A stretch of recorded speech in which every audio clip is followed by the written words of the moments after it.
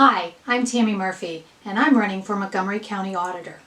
Now you may ask, what is the difference? Or maybe, what's the big deal? We know we have to pay property taxes, and it's just a part of the system as it is. We may not like it, but what if I told you there is real evidence that shows this system is broken in oh so many ways? And what I want to talk about right now is the details, the data, the information that should be really simple and easy to confirm, make it accurate, to update, any of the number of things. So you'll already be able to tell that I'm going to be fired up about this one, because what I did was audit my own street. I was just curious after having a nice casual gathering with the neighbors, who were then asking questions about property taxes because they had just gotten their reappraisal notice. And we started saying, why would yours be that much more?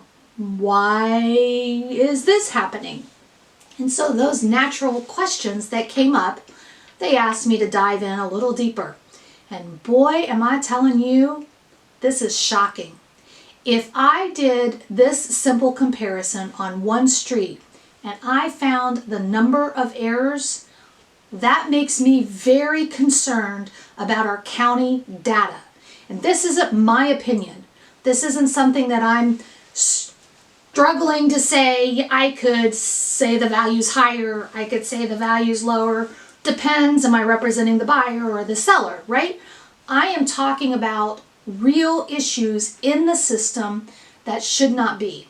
And so if you are the county auditor and your main job, fiscal responsibility tied to property taxes, which is based off of property value, then the one thing you would want to do is get it right. So here I am. I'm going out on a limb. I'm going to talk very specifically about my audit findings because this is appalling. It's shocking and it should not be this way. So let's just talk about, of course, my home is included in this and I am being very transparent. I know this street. I walk it. I drive it. I am in it every day and I have been for over the last 10 years. That is important information because I see the comings and the goings. I know when renovations have been done, but you know what? The mass appraisal isn't looking at any of that. It's looking at a neighborhood view of what the values are. And so what our current auditor has done is implement that neighborhood view so that you can compare your value based off of the neighborhood. And therein lies the problem, because it's not based off of a real process. It's not based off of real data. And in this case, 46 homes and over 28% of the homes have misinformation, inaccurate data, and it is very concerning on one street to have 1 out of 4 not be correct. In my opinion, that should be cause for us to say, no more property valuations done off of mass appraisals. Find a better system. So, what do you think are those differences? Minor, maybe something that you don't think is a big deal. Okay, let's dive into it. So, information that is completely, plainly wrong. There are 6 homes on this street that have 0 acres included with their property. Per the data, that is not the case.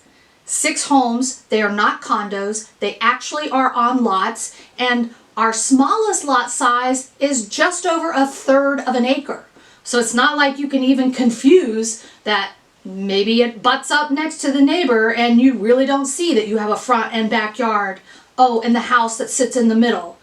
This is a big concern. 6 homes out of 46. That's big disparity. I also found that we apparently have 4 rentals on the street. None of them are registered as rentals, by the way. So the city ordinances and or the county ordinance to register your rental properties, not done, not in the system. It's noticeable because the mailing address is different than the property address. And oh, by the way, one is on the same street. So one owner owns two houses on the same street. Good for them, but hey, if it's a rental, it's supposed to be registered.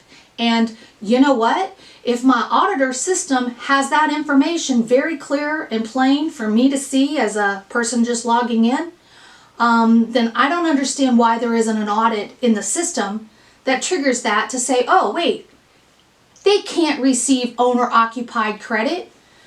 They also can't receive the non-business credit. So those credits that others should be getting or might qualify for doesn't even get a chance because somebody that doesn't qualify for it or shouldn't be getting it is receiving that benefit. That's problem number 2. Well, maybe I don't even know how to put these in priority because I think they're all problems. But going back to that point, one of those owners is listed as living in Hawaii. So they are clearly not in the area, clearly not owner occupied, and clearly if it's a rental, even if it's a family member who's renting this home, renting is a rental registration.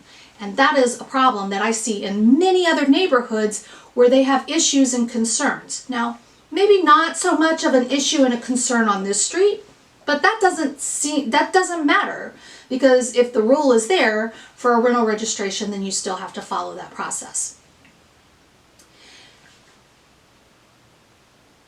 Now, speaking of those owner-occupied credits, I see there are 3 people on this street who aren't getting their owner-occupied credit. Now, they've lived there long enough that they should be able to do that, and I really think when you buy it anyway through a normal process, you're marking a box that it's owner-occupied. That credit, Mr. Auditor, should be automatic. That auditor's office gets that information and that should be an automatic. Why do we have to wait after living there for a year in order to be able to claim it when you're giving it away to people that don't actually qualify?